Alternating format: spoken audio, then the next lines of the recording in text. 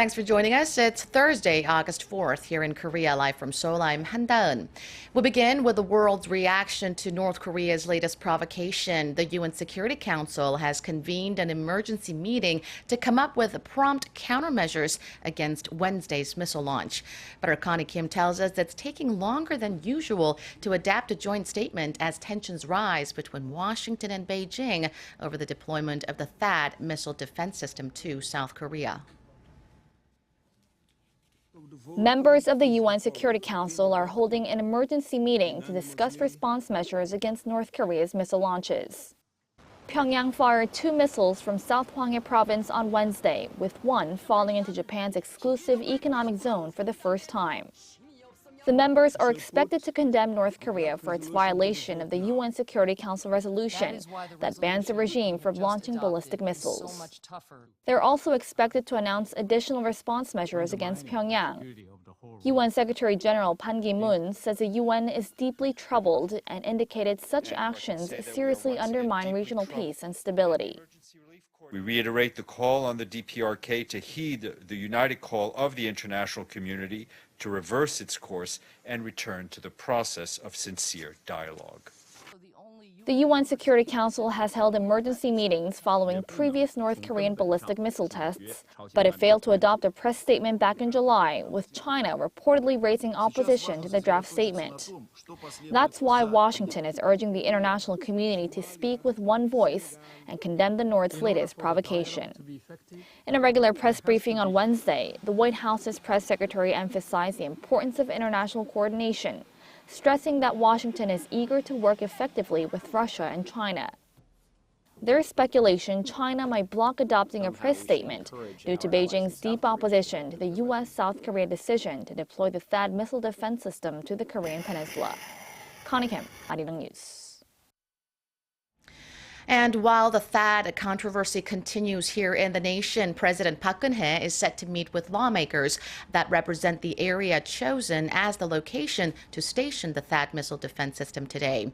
11 lawmakers representing Daegu and Gyeongsangbuk-do province, most of whom became lawmakers a few months ago, have been invited to Cheongwade for a meeting with the president. She will seek their cooperation and understanding over the deployment and hear their opinions on other regional issues as well as her policy direction. The region, President Park's political hometown and a traditional ruling party stronghold, strongly opposes Seoul and Washington's recent decision to deploy THAAD in Seongju County, citing public health and security concerns. President Park pledged to hear their voices at a cabinet meeting earlier this week. The United States has deployed 12 F-16 fighter jets and 300 servicemen to South Korea amid the rising inter-Korean tensions. The U.S. Pacific Air Forces says the 169th Fighter Wing from South Carolina arrived at Ulsan Air Base on Tuesday as part of a routine deployment to support South Korea's defense. U.S. Air Force officials say the deployment will enhance interoperability and bolster the allies' regional security interests. The deployment comes as North Korea has been ratcheting up tensions with a series of ballistic missile launches. Flights in and out of Dubai International Airport have resumed following a fiery crash landing on Wednesday. Fortunately, none of the passengers or crew died, and investigation continues to find out what exactly had caused the accident. Lee Min-young reports. Normal operations have resumed at one of the Middle East's busiest air hubs after Wednesday's incident. Officials in Dubai are now focused on what caused the plane to crash as it landed at the airport. The Boeing 777 smashed into the runway without its landing gear deployed, but some reports say the plane attempted to land anyway without making an emergency call to the ground control for an unknown reason. Emirates says the captain is a veteran pilot with over 7,000 hours of flying experience. The official investigation results should come out in the next few days.